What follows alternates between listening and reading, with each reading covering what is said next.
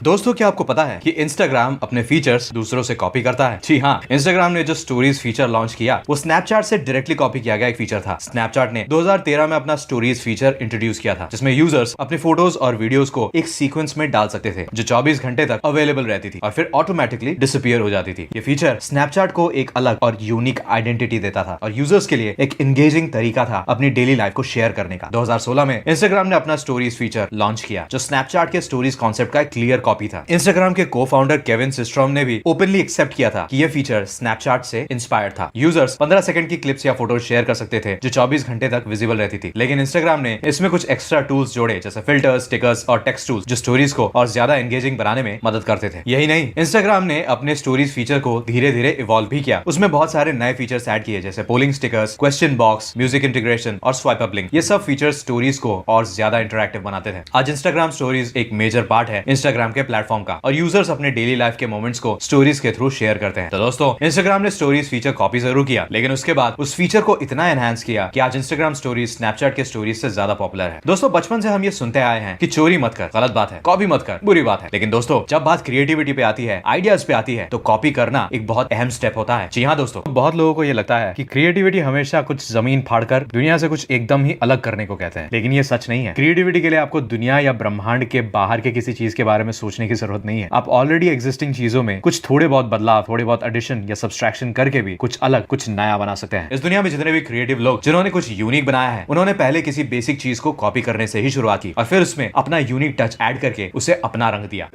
हाँ सर, बोलिए ना। मैं सुना तू चोरी करता है। अरे सर, जरा तमीज से। अरे तमीज क्या तेल लेने, तूने मेरा डॉन चुराया है। अरे सर, बट ये तो बहुत पुरानी बात है ना। हाँ, वो मैं भूल गया था। चल अब हिसाब दे मेरे को। अरे सर, क्या आप भी देखो, आपकी और मेरी डॉन अलग है सर। आपके वाले में जो विजय है वो बच जाता है और डॉन खल्लास। अपने वाले में विजय खल्लास और डॉन जिंदा, क्योंकि डॉन पार्ट 2 भी तो बनाना था ना। शिट, जावेद का बच्चा। Sir language. अरे मेरा मतलब जावेद का बच्चा फरहान, वही किया ना ये पिक्चर। ओ अच्छा, वैसे लेकिन फिर भी तू चोरी क्या है शाहरुख? अरे अब क्या, मेरा केबीसी बीच में चुराया तू। लेकिन सर फिर वापस भी तो कर दी थी ना। हाँ, वो तो तुझसे चली नहीं इसलिए। सर आपको एक राज की बात बताऊं, केबीसी खुद एक ब्रिटिश शो की कॉपी है। जोर से बोलने का नहीं। वाह सर, तो अड्डा कुत्ता टॉमी, साडा कुत्ता कुत्ता। Kaun Banega Crorepati British show who wants to be a millionaire से कॉपी किया गया है, मगर इसे हिंदी लैंग्वेज में लाकर उन्होंने इसे अपना बना लिया। ऐसे न जाने कितने और शोज जैसे Bigg Boss, Fear Factor, Indian Idol, Coffee with Karan, ये सब किसी न किसी फॉरेन शोज की कॉपी हैं जिसमें अपना खुद का स्टाइल डालकर इन्होंने उसे अपना बना लिया। बॉलीवुड मूवी राजनीति स्ट्रेटेजी का एक जबरदस्त एग्जांपल है। 2010 की ये एक इंडियन पॉलिटिकल थ्रिलर फिल्म है जो प्रकाश झा ने डायरेक्ट की थी और ये फिल्म महाभारत के कुछ एलिमेंट से प्रेरणा लेती है, लेकिन पूरी तरह एक डायरेक्ट एडेप्टेशन नहीं है। फिल्म के कैरेक्टर्स काफी हद तक महाभारत के कुछ प्रमुख किरदारों से प्रेरणा लेते हैं। जैसे समर रणवीर कपूर का कैरेक्टर अर्जुन के जैसा है जो शांति और सिंपल लाइफ जीना चाहता है, लेकिन परिस्थितियों के कारण पॉलिटिक्स में आ जाता है। ब्रिज गोपाल नाना पाटेकर का रोल कृष्णा जैसा है जो एक एडवाइजर और गाइड की तरह हर इंपॉर्टेंट मोमेंट पर समर को मदद करता है। पृथ्वी अर्जुन रामपाल का कैरेक्टर भीम के जैसा है जो पावर और स्ट्रेंथ को रिप्रेजेंट करता है। सूरज अजय देवगन का रोल कर्ण से प्रेरित है जो अपनी असली फैमिली से जुदा हो जाता है लेकिन अपनी लॉयल्टी और सैक्रिफाइस के लिए जाना जाता है। वीरेंद्र प्रताप मनोज वाजपेयी का रोल दुर्योधन से प्रेरित है जो पावर और सत्ता हासिल करने के लिए किसी भी हद तक जा सकता है। भले ही राजनीति की कहानी महाभारत से इंस्पायर्ड हो, लेकिन फिल्म में बहुत सारी प्लॉट एलिमेंट्स असली और मॉडर्न पॉलिटिक्स के इश्यूज को एड्रेस करती है, जैसे elections, corruption, political murders etcetera. ये सारी चीजें इस मूवी को एक अलग पहचान देती है। तो दोस्तों, अगर आप भी कुछ क्रिएटिव करने में स्ट्रगल करते हैं तो ये स्ट्रेटेजी आपको बहुत हेल्प करेगी। कैसे, ये जानेंगे हमारी आज की किताब में जो है Steal Like an Artist by Austin Kleon. ये किताब क्रिएटिविटी के बारे में नए नजरिए से बात करती है। ये किताब उन लोगों के लिए है जो अपने काम में नए और इनोवेटिव आइडियाज लाना चाहते हैं। क्लेयन अपने रीडर्स को सिखाते हैं कि कैसे आर्टिस्ट बनने के लिए स्टील यानी कि चोरी करना कोई बुरी नहीं बल्कि एक बहुत जरूरी पार्ट है। आप लोगों ने इनके कार की डिजाइन चोरी की। ये हमारे पास अपने कार का डिजाइन लेकर आए थे बेच, लेकिन हमारी डील नहीं हुई इसलिए हमने इनकी सीधी कॉपी कर ली।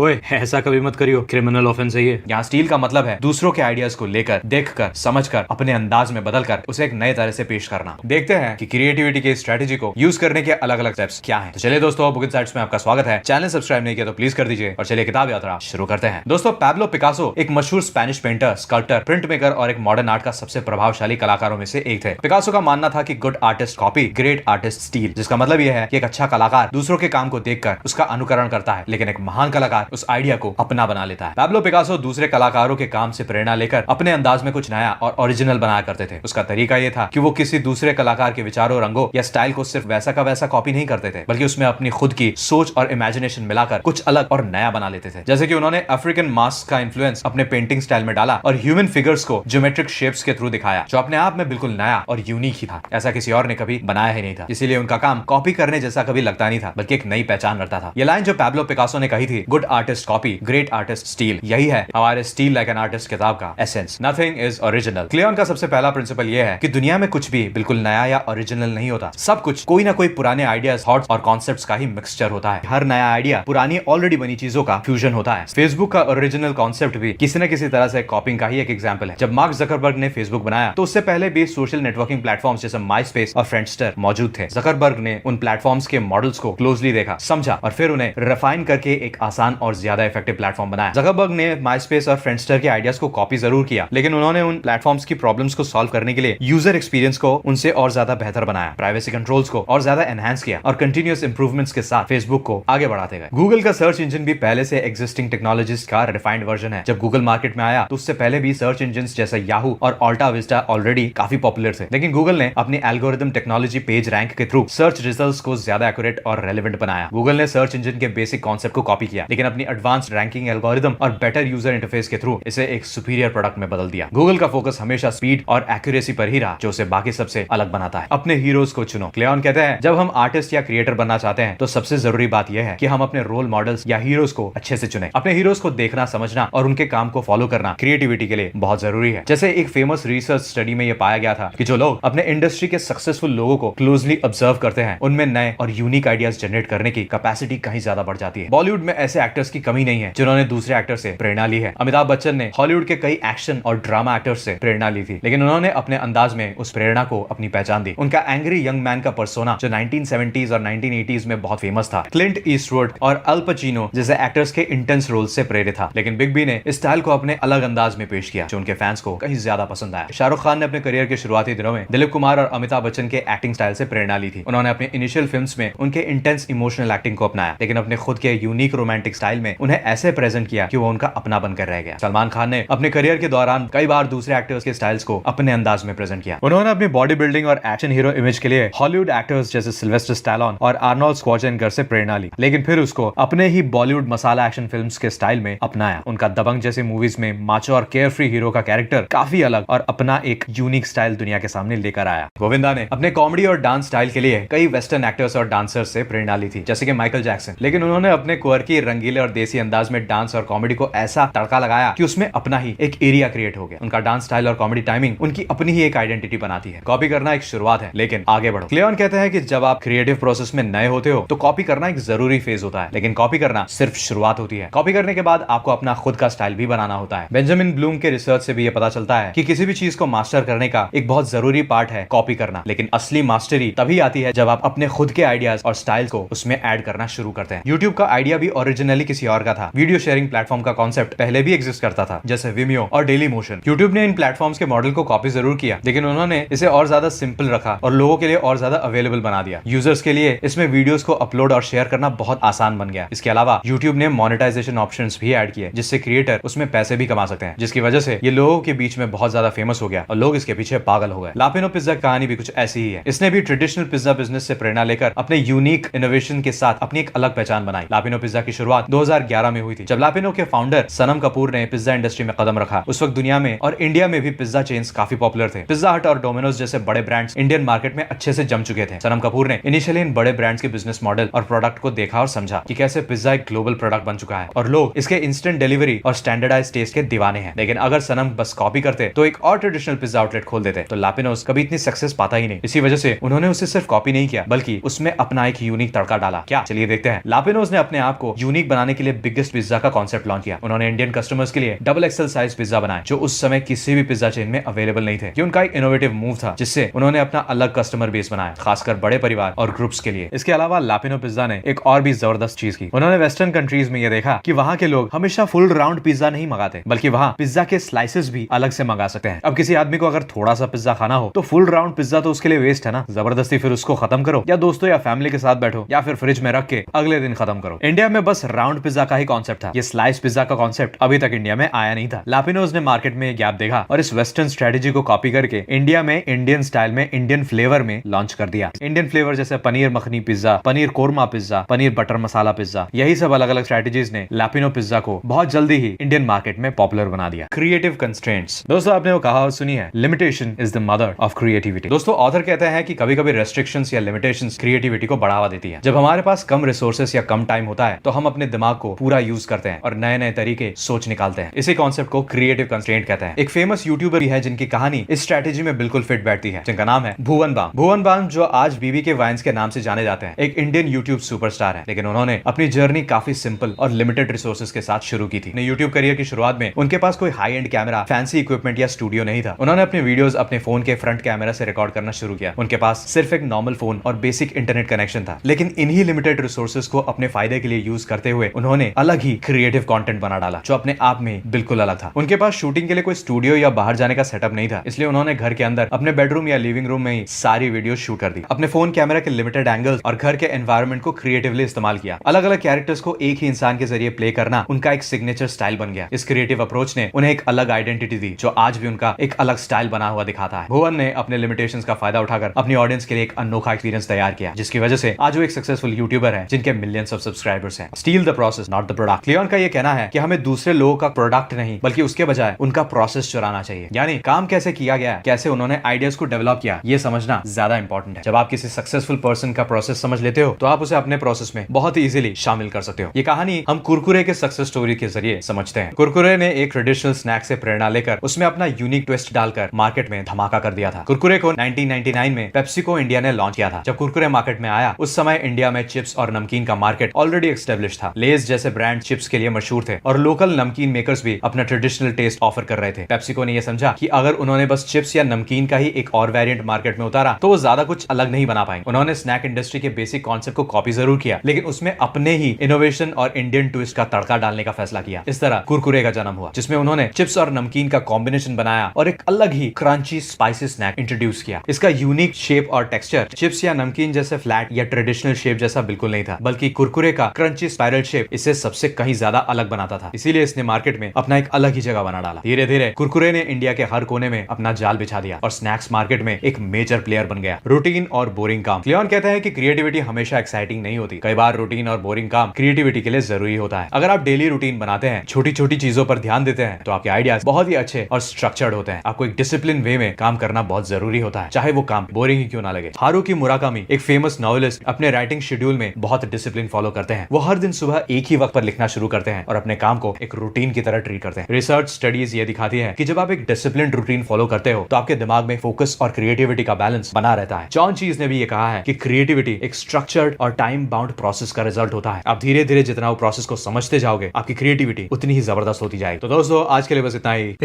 शाहरुख, हाँ बोलना भाई। यार वो कॉपी करने की बात चल रही थी, तो तूने मेरा भी तो स्टाइल कॉपी किया। तेरा कौन सा स्टाइल कॉपी किया मैंने? याद है लाल सिंह चड्डा, मेरा डांसिंग स्टाइल, हाथ वाला पोज।